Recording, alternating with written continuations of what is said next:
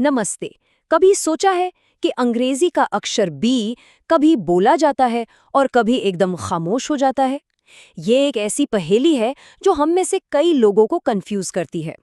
तो आज हम इसी रहस्य से पर्दा उठाने वाले हैं और बी के उच्चारण के पीछे जो सिंपल से नियम है ना, उनको समझेंगे। अब जरा इस पर नजर डालिए, बड़ा मजेदार केस है। हम कंबाइन में बी की आवाज साफ साफ निकालते हैं, लेकिन कोम्ब में ये एकदम साइलेंट हो जाता है। कमाल की बात यह है कि दोनों में एम के बाद बी है, तो फिर ये फर्क क्यों? बस आज हम इसी दिलचस्प सवाल की तह तक जाएंगे।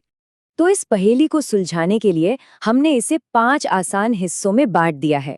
हम बिल्कुल बेसिक से शुरू करेंगे, फिर उन सीक्रेट रूल्स को जानेंगे जहां बी चुप हो जाता है, और हाँ, आखिर में उन मुश्किल अपवादों को भी देखेंगे। बस अंत तक बने रहिए, इस पर मास्टरी हो जाएगी। तो चलिए शुरू करते हैं सबसे बेसिक, सबसे आसान नियम से। ज्यादातर मामलों में अक्षर बी की आवाज बिल्कुल वैसी ही होती है जैसी हम उम्मीद करते हैं, एकदम साफ ब की ध्वनि, ठीक हमारी हिंदी की तरह।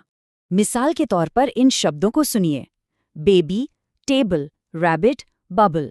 इन सब में ब की आवाज एकदम क्लियर है ना? बिल्कुल सीधा साधा मामला है। ये हमारा स्टार्टिंग पॉइंट है।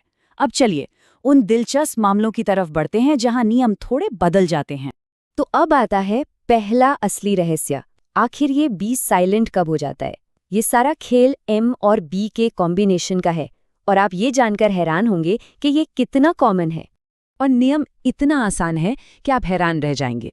अगर कोई भी शब्द एम और बी पर खत्म होता है तो बस बी को भूल जाइए, आवाज को एम पर ही रोक देना है, बस इतना ही। चलिए उदाहरण देखते हैं। COMB, इसका उच्चारण है कोम, कॉम्ब नहीं। TOMB है टूम, टॉम्ब नहीं। और WOMB को कहते हैं वूम। ध्यान से सुना, आखिर में ब की आवाज बिल्कुल नहीं है। आइए कुछ और शब्दों से इस नियम को एकदम पक्का कर लेते हैं। LAMB है लैम्प, THUMB है थम। और जब हाथ पैर सो जाते हैं तो उस एहसास को क्या कहते हैं? उसे कहते हैं नम।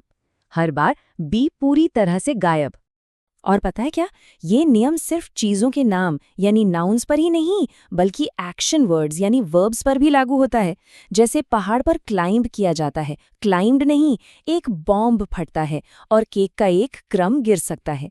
नियम वही है, अगर शब्द MB पर खत्म हो तो बी चुप रहेगा। बहुत बढ़िया, तो MB का नियम तो अब एकदम साफ हो गया होगा। अब बारी है दूसरे बड़े सीक्रेट की, और इसमें शामिल है अक्षर टी। ये भी उतना ही जरूरी है। ये नियम कहता है, अगर आपको बी के ठीक बाद टी दिखाई दे तो ज्यादातर मामलों में बी छुट्टी पर चला जाता है। मतलब आपको बी को छोड़कर सीधे ट की आवाज पर जंप करना है। ये 3 शब्द इस नियम के क्लासिक उदाहरण हैं, और यहीं पर सबसे ज्यादा गलतियां होती हैं। DEBT को बोला जाता है डेट, DOUBT है डाउट, और SUBTLE, जिसका मतलब होता है नाजुक या बारीक, उसे कहते हैं सटल। ध्यान दिया, बी की आवाज कहीं नहीं है। और सबसे अच्छी बात जानते हैं क्या है? ये नियम तब भी काम करता है जब शब्द थोड़े और बड़े हो जाते हैं। डेट बन जाता है इनडेटेड, और बी अभी भी साइलेंट है, इनडेटेड। डाउट से बनता है डाउटर या डाउटलेस, और ये अब भी डाउटर और डाउटलेस ही रहेगा। मतलब जो असली नियम है वो बना रहता है। ठीक है, तो 2 मेन नियम तो हमने सीख लिए, पर अंग्रेजी बिना अपवादों के मतलब अंग्रेजी ही नहीं है ना? तो असली मास्टरी के लिए ये भी जानना होगा कि ये नियम आखिर टूटते कब हैं। अब जरा इस पर गौर कीजिए। हमने सीखा कि लैम का उच्चारण लैम है क्योंकि वो MB पर खत्म होता है, लेकिन लिम्बर शब्द के बारे में क्या? यहाँ हम साफ साफ ब की आवाज सुनते हैं, लिम्बर। ऐसा क्यों? क्योंकि यहाँ बी शब्द के बीच में है और एक नया सिलेबल यानी ध्वनि का हिस्सा शुरू कर रहा है। बिल्कुल इसी तरह डाउट में बी चुप है, लेकिन आउटबिड शब्द में हम इसे सुनते हैं, आउटबिड। तो यहाँ क्या हो रहा है? चलिए इसका पता लगाते हैं। तो इसका जो राज है ना, वो है कंपाउंड वर्ड्स।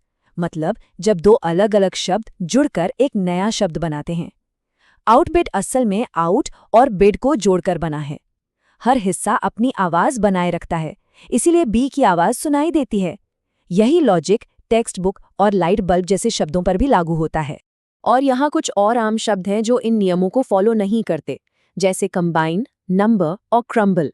इन सब में बी शब्द के बीच में आ जाता है और दो अलग अलग ध्वनि के हिस्सों को अलग करता है, इसीलिए हम इसे बोलते हैं। तो ऐसे शब्दों को बस याद रखना ही सबसे अच्छा तरीका है। बहुत बढ़िया, हमने नियम भी देख लिए, अपवाद भी समझ लिए। अब चलिए फटाफट से इन सारी बातों को एक आसान क्विक गाइड में समेट लेते हैं, ताकि ये हमेशा याद रहे। तो इसे याद रखने का सबसे आसान तरीका है ये 4 कदम। पहला, हमेशा ये मानकर चलिए कि बी को बोलना है। दूसरा, चेक कीजिए कि क्या शब्द MB पर खत्म हो रहा है, अगर हाँ तो बी साइलेंट। तीसरा, चेक कीजिए कि बी के बाद टी तो नहीं है, अगर हाँ तो बी फिर से साइलेंट। और चौथा, कंपाउंड वर्ड से सावधान रहें जहां नियम टूट सकता है। बस इतना ही है। तो देखा, बी का जो रहस्य था वो असल में उतना भी बड़ा नहीं था। बस कुछ आसान से नियम और थोड़ी प्रैक्टिस, और इसका उच्चारण हर बार सही होगा। ये दिखाता है कि अंग्रेजी के पैटर्न को समझने से आत्मविश्वास कितना बढ़ सकता है। तो अब आगे क्या? अंग्रेजी का कौन सा ऐसा अक्षर है जो आपको सबसे ज्यादा परेशान करता है?